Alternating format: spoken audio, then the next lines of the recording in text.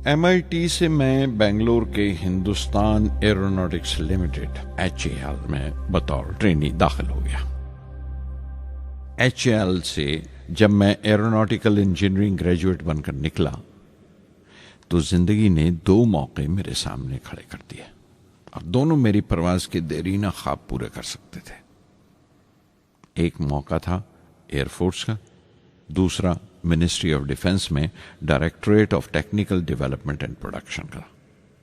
मैंने दोनों में अर्जी भेज दी और बैक वक्त दोनों से इंटरव्यू का बुलावा आ गया। एयरफोर्स के लिए मुझे देहरादून बुलाया गया था और डिफेंस के लिए दिल्ली। मेरे दोनों मुकाम 2000 किलोमीटर के फासले पर थे। ये पहला मौका था मेरा अपने वसी और विराट वतन को देखने का। खिड़की पर बैठा मैं इस देश की सरजमीन को पांव तले से बहता हुआ देख रहा था। हैरान था कि उत्तर की तरफ सफर करते हुए एक ही मुल्क का लैंडस्केप कैसे बदलता चला जाता है। मैं एक हफ्ता दिल्ली में ठहरा, डिफेंस मिनिस्ट्री का इंटरव्यू दिया। इंटरव्यू अच्छा हुआ था। वहां से मैं देहरादून गया एयरफोर्स सिलेक्शन बोर्ड के इंटरव्यू के लिए। 25 उम्मीदवारों में मैं 9वें नंबर पर आया। मेरा दिल बैठ गया, बहुत मायूस हुआ और कई दिन तक अफसोस रहा कि एयरफोर्स में जाने का मौका मेरे हाथ से निकल गया।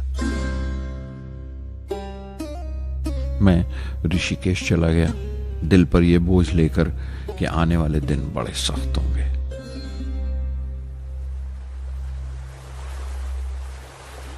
गंगा में स्नान किया और फिर चलता हुआ पास की पहाड़ी पर शिवानंद आश्रम तक पहुंच गया। स्वामी शिवानंद से भेंट हुई।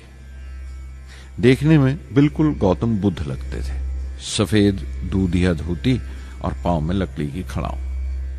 उनकी बच्चों सी मासूम मुस्कान और सादा दिली देखकर बहुत प्रभावित हुआ मैंने बताया उन्हें कैसे मैं इंडियन एयरफोर्स में भर्ती होने से रह गया और मेरी कितनी शदीद ख्वाहिश थी आसमानों में उड़ने की, परवास करने की।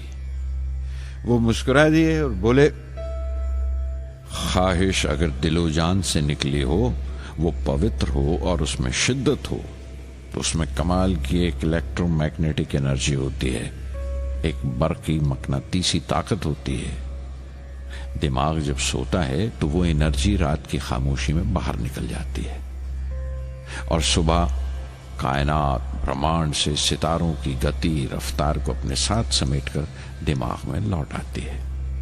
इसीलिए जो सोचा है उसकी सृष्टि अवश्य है, वो तख्लीक होगा। तुम विश्वास करो इस अजली बंधन पर, इस वचन पर कि सूरज फिर लौटेगा, बाहर फिर से आएगी। मैं दिल्ली लौट आया। डिफेंस से अपना इंटरव्यू का नतीजा दरियाफ्त किया। जवाब में मुझे अपॉइंटमेंट लेटर थमा दिया गया और अगले दिन से सीनियर साइंटिफिक असिस्टेंट मुकर्रर कर दिया गया 250 रुपए की माहाना तनख्वाह पर। 3 साल गुजर गए। उन्हीं दिनों बेंगलोर में एरोनॉटिकल डेवलपमेंट एस्टेब्लिशमेंट ADE का एक नया महकमा खुला और मुझे वहां पोस्ट कर दिया गया। बेंगलोर कानपुर से बिल्कुल मुख्तलिफ शहर था। मैं अपने डायरेक्टरेट की पोस्टिंग का पहला साल वहां गुजार चुका था। दरअसल हमारे देश में ये एक अजीब तरीका है, एक अजीब सा ढंग है अपने लोगों को हद दर्जा तक निचोड़ लेने का, जो हमारे लोगों को इंतहा पसंद बना देता है। शायद इसलिए कि सदियों इस देश ने गैर मुल्की तहजीबों के जख्म भी खाए हैं और उन्हें अपने दामन में जगह भी दी है। अलग अलग हुक्मरानों से वफा करते करते हम अपनी हैसियत, अपनी यकताई खो बैठे हैं। बल्कि हमने एक और ही किस्म की खूबी पैदा कर ली है कि एक ही वक्त में रहम दिल भी हैं और बेरहम भी, हसास भी हैं और बेहिस भी। जितने गहरे हैं उतने ही सतही। ऊपर से देखो तो हम बड़े खुश रंग और खूबरू नजर आते हैं, लेकिन कोई गौर से देखे तो अपने हुक्मरानों की एक बेढब नकल से ज्यादा कुछ नहीं है। मैंने कानपुर में कल्ले में दबाए हुए पान वाले नवाब वाजिद अली शाह के नकलची बहुत देखे और बेंगलोर में फिरंगियों के अंदाज में कुत्ते की जंजीर थामे टहलते हुए साहिबों की कमी नहीं थी। बेंगलोर में रहकर मैं रामेश्वरम की सुकून और गहरे शांत वातावरण के लिए तरसता था।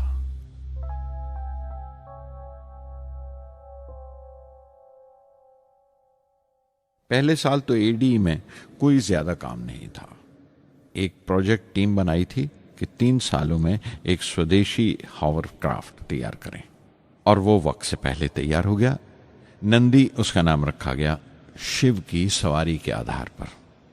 उसका डिजाइन हमारी उम्मीद से ज्यादा अच्छा था, लेकिन मैं सख्त मायूस हुआ जब आपसी कंट्रोवर्सीज की बिना पर सारा प्रोजेक्ट बालाए ताक रख दिया गया, बंद कर दिया गया। Professor MG Menon, Tata institute of fundamental research के डायरेक्टर, एक रोज अचानक ही हमारी जांच पड़ताल को आ पहुंचे। नंदी का जिक्र निकला। मुझसे पूछताछ करते हुए उन्होंने ख्वाहिश जाहिर की एक 10 मिनट की उड़ान के लिए। उसके 1 हफ्ता बाद की बात है।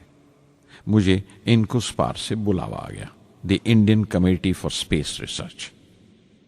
मैं मुंबई चला गया रॉकेट इंजीनियर की पोस्ट के लिए इंटरव्यू देने। मेरा इंटरव्यू लेने वाले डॉक्टर विक्रम साराभाई और प्रोफेसर MG मेनन के अलावा मिस्टर सराफ थे, जो उस वक्त एटॉमिक एनर्जी कमीशन के डिप्यूटी सेक्रेटरी के ओहदे पर थे। डॉक्टर साराभाई की गर्मजोशी ने पहली ही मुलाकात में मेरा दिल मोह लिया। अगले ही दिन मुझे खबर मिल गई कि मैं चुन लिया गया। मुझे इनकोस्पार में रॉकेट इंजीनियर की हैसियत से शामिल कर लिया गया था।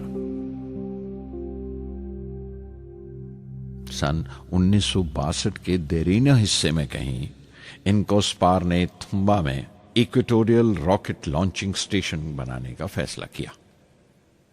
थुम्बा केरला में त्रिवेंद्रम से परे एक दूर दराज के ऊंगते से गांव का नाम है। हिंदुस्तान में यह मॉडर्न रॉकेट बेस्ड रिसर्च की एक दबी सी इब्तदा थी, हल्की सी शुरुआत। उसके फौरन बाद ही मुझे 6 माह के लिए अमेरिका भेज दिया गया, नासा में रॉकेट लॉन्चिंग की ट्रेनिंग के लिए। जाने से पहले मैं थोड़ा सा वक्त निकालकर रामेश्वरम गया।